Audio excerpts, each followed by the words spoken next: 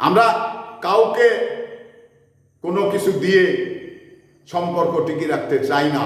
সম্পর্ক একঘেয়ে হয় না, সম্পর্ক একপাক্ষিক হয় না।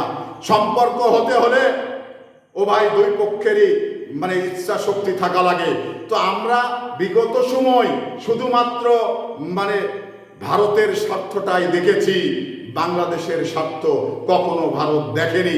তাহলে এইভাবে কি ভারতের সঙ্গে সম্পর্ক থাকতে পারে? পারে না। কিন্তু সম্পর্ক ছিল একটিই কারণে, সে কারণটা ছিল যে তথাকথিত প্রধানমন্ত্রী অবৈধভাবে ক্ষমতায় ছিল। অবৈধভাবে ক্ষমতায় টিকে থাকার জন্যে ভারত যা চেয়েছে ভারতকে তাই দিয়েছে। কিন্তু তারেক রহমানের সরকার এক চুল ভারতকে ছাড় দিবে না। কড়াই গুন্ডাই বাংলাদেশের স্বার্থ এবং সীমানা আদায় করে নেবে। এতে সম্পর্ক থাকুক নাই বা না থাকুক,